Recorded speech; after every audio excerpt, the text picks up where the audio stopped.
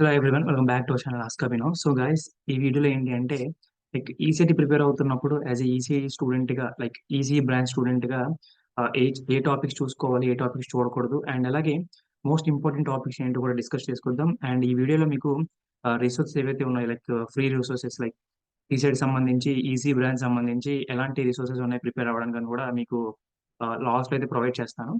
So ఈ video మొత్తం and clear cut గా ఒక రోడ్ మ్యాప్ అయితే ఇస్తాను అనమాట, కోర్ అనేది ఎలా ప్రిపేర్ అవ్వాలని చెప్పి, సో దట్ మీకు క్లియర్ ఐడియా అయితే వస్తుంది. ఓకేనా?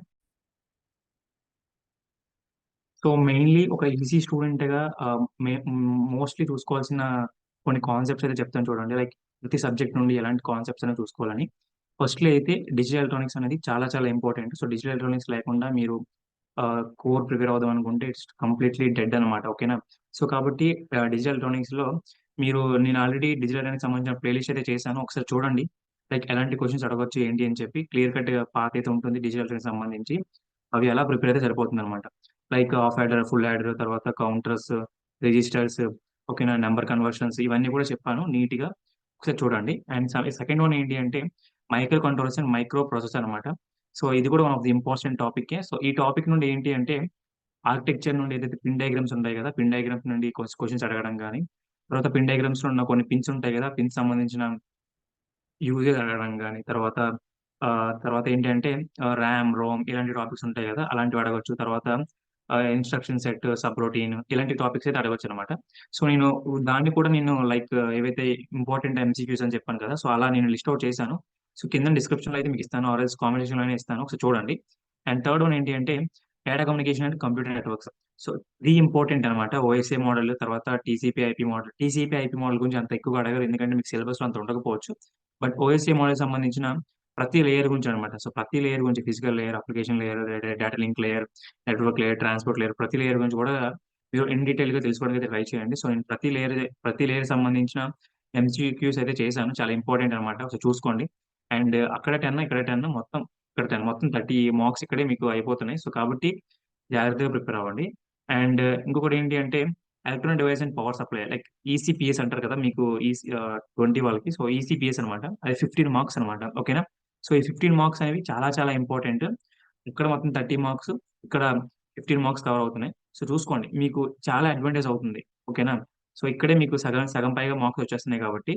సో ఇక్కడ ఏంటంటే యూజెటీ గురించి, క్లిప్పర్స్, రెక్టిఫైయర్స్, ఫిల్టర్స్, తర్వాత ఎస్టేబుల్ మల్టీ వైబ్రేటర్స్ ఉంటాయి కదా, అలాంటి వాటి గురించి అడుగుతుంటారు. సో వీలైతే దీని మీద కూడా నేను చేస్తాను.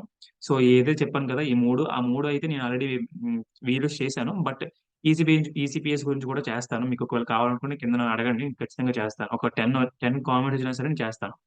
అండ్ సెకండ్ వన్ ఏంటి అంటే, సారీ, ఫిఫ్త్ వన్ ఏంటి అంటే industrial power electronics.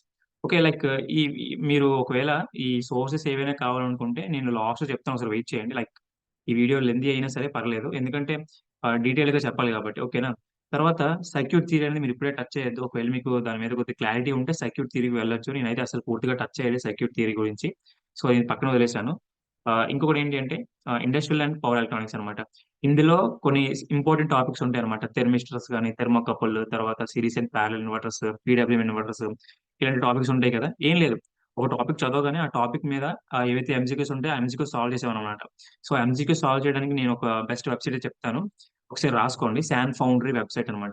SANFOUNDRY, Sanfoundry website. ఓకేనా?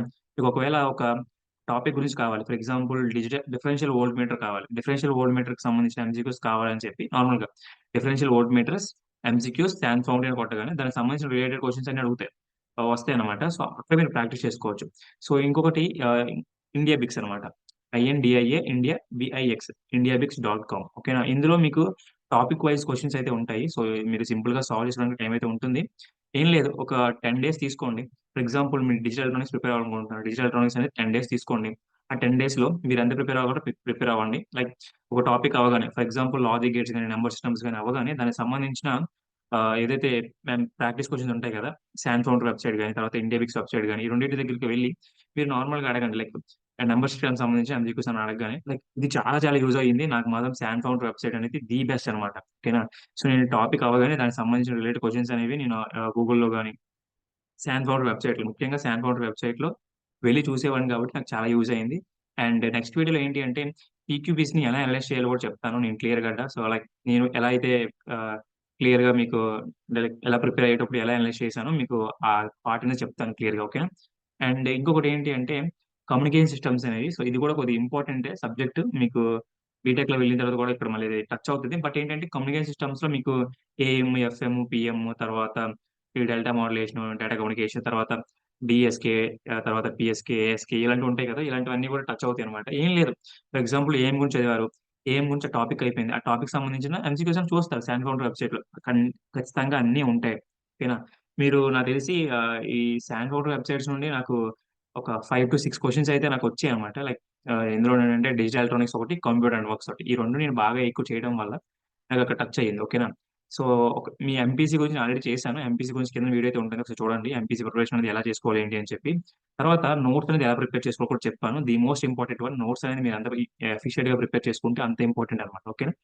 సో, ఇది నేను చెప్పేసాను. సో, ఇంకొకటి ఏంటి అంటే మీరు ఏదైతే ఈ పీడీఎఫ్ ఉందో నేను చూస్తున్న పీడీఎఫ్ ఉందో, ఆ పీడీఎఫ్ అనేది మీకు కింద లింక్ కూడా ఇస్తాను. ఒకసారి చూడండి. లైక్ సిలబస్ అన్నమాట. ఓకేనా? సిలబస్‌లో టాపిక్స్ ఏంటి ఉంది కూడా తెలుసుకోవాలి కాబట్టి మీరు ఒకసారి మీకు కింద మెన్షన్ చేస్తాను. సిలబస్ ఏంటి అని. దాని తర్వాత ఏవైతే వీడియోస్ ఉన్నాయన్నానో డిజిటల్ ఎలక్ట్రానిక్స్, కంప్యూటర్ నెట్వర్క్స్ తర్వాత మీకు కావాలనుకుంటే ఈసీబీఎస్ కూడా చేస్తాను. అండ్ ఫైనల్ థింగ్ ఏంటి అంటే క్లియర్ కట్‌గా మీరు ఏదైతే ప్రిపేర్ అవ్వాలనుకుంటున్నారో టైమ్ తీసుకొని ప్రిపేర్ అవ్వండి. హరీ బరీ అవ్వాల్సిన అవసరం లేదు. టైమ్ అయితే ఉంది. ఓకేనా? మీకు మే వరకు అలా మే పెడతారా? జూన్ పెడతారా? అనేది పక్కన పెట్టండి. మీకు టైమ్ అయితే ఉంది కాబట్టి మీకు మినిమమ్ 3 మంత్స్ అయినా సరే సరిపోతుంది. మీకు ఇంకా ఇంతకు మించే ఉంది కాబట్టి so, take time and prepare well. ఓకేనా? సో, ఇది నేను చెప్పాలనుకుంటున్నది ఒక సీనియర్‌గా. So, thank you very much. జై హింద్.